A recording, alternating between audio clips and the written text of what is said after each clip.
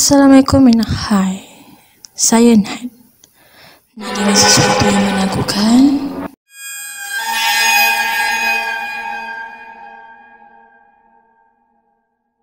Hari ni aku nak cerita mengenai kisah urban legend Malaysia yang sangat popular di masa dahulu, iaitu mengenai teksi yang membawa penumpang misteri. Kisah ini diceritakan mengenai seorang pemandu teksi yang bekerja shift malam diganggu dengan penumpang misteri. Kisah seram ini mengenai seorang pemandu teksi yang bernama Pak Hassan, bukan nama sebenar, sedang mencari penumpang di malam hari sebelum pulang ke rumah.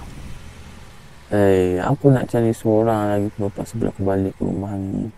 Jam di papan pemuka teksi Pak Hassan telah menunjukkan jam 12 tengah malam.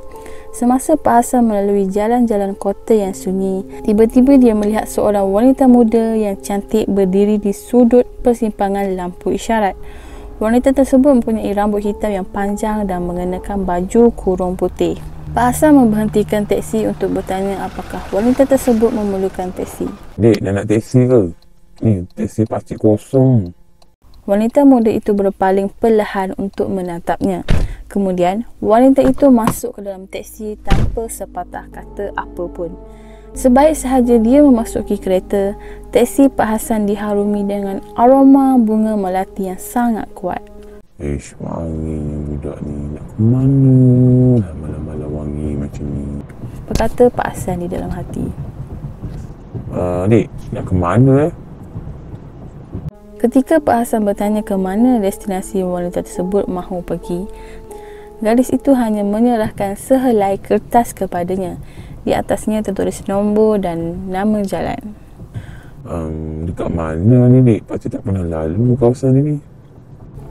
Pak Hassan tidak biasa dengan lokasi tersebut dan bertanya kepada gadis itu jika dia dapat membantu menunjukkan jalan tersebut. Dia mengangguk tanpa suara. Namun, wanita muda itu tidak mengatakan sepatah kata pun sepanjang perjalanan. Hanya menganggukkan kepalanya untuk menunjukkan bila Pak Hassan telah mengambil jalan yang betul. Dek, ni masuk kiri ke? Akhirnya, Pak Hassan menemui jalan yang terletak jauh dari pusat bandar. Jalannya sempit, cukup hanya satu kereta melintas sahaja dan kawasan itu sangat gelap kerana tidak ada lampu jalan yang berfungsi. Sekarang hampir jam 1 pagi dan kabut ringan terbentuk sehingga sukar Pak Hassan untuk melihat di sepanjang jalan.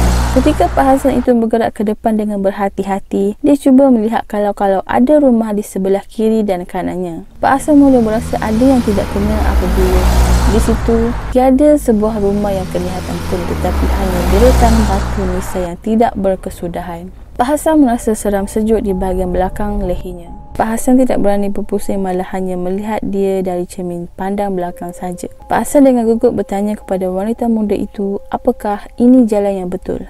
Dek, betul ke jalan ni? Tak ada rumah pun kat sini ni. Tidak ada jawapan daripada tempat duduk belakang, jadi Pak Hassan meneruskan perjalanan. Pak Hassan sangat berharap ada kawasan rumah di depannya nanti.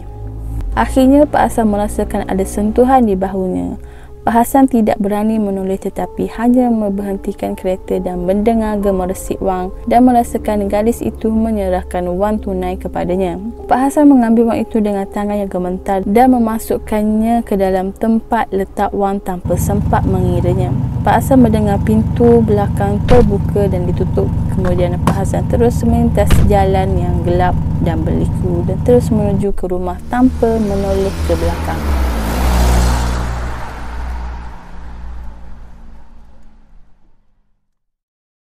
Keesokan paginya, Pak Hassan kembali ke tempat di mana dia menurunkan wanita muda itu dan Pak Hassan sangat terkejut bahawa memang itu tempat tanah perkuburan yang luas dan dipisahkan dengan jalan sempit yang dia sendiri lalui malam sebelumnya. Pak Hassan melihat wang yang diberikan oleh wanita tersebut dan alangkah terkejutnya bahawa wang tersebut sudah menjadi daun-daun kering. Pak Hassan terus membuangnya dari teksi dan pergi. Kemudian Pak Hassan mendapat tahu bahawa seorang gadis telah meninggal seminggu sebelumnya dalam kemalangan menggerikan di persimpangan tempat dia menjemputnya. Kemalangan langgar lari itu berlaku sekitar tengah malam. Pemandu yang melanggar wanita tersebut itu tidak pernah ditangkap sampai sekarang.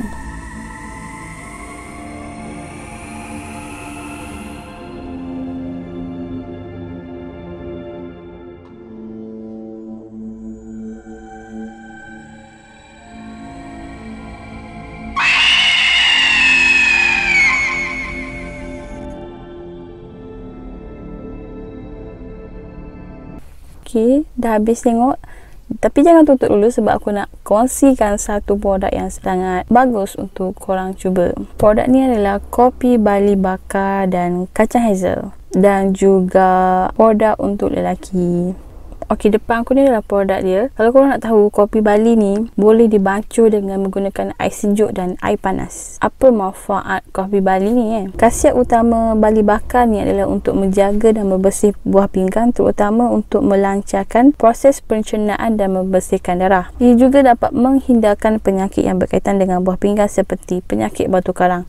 Dan juga untuk siapa yang nak menurunkan berat badan, boleh juga try kopi Bali ni sebab kopi Bali ni dapat merangsangkan metabolisme dan boleh menurunkan berat badan secara berskala, dan juga dapat meningkatkan fungsi jantung dan sebagainya lah. Kan sedap, korang boleh try, sumpah sedap. Korang tak perlu letak gula pun, letak kopi Bali, korang letak ais, lepas tu korang kocak dah siap boleh minum. Tapi kalau korang nak lagi sedap, korang boleh letak kopi Bali ni, lepas tu korang letak madu sikit, lepas tu korang letak ais sikit, lepas tu korang kocak. Sangat sedap. Aku dah try dah, memang sedap. Dan untuk produk untuk lelaki ni aku tak try lah sebab aku perempuan kan. Jadi kalau teringin nak try produk lelaki yang kopi Bali ni, boleh tekan link dekat bawah ni. Aku dah sertakan dekat description tu, ada link WhatsApp. Korang boleh tekan je link tu kalau korang berminat. Okay, bye.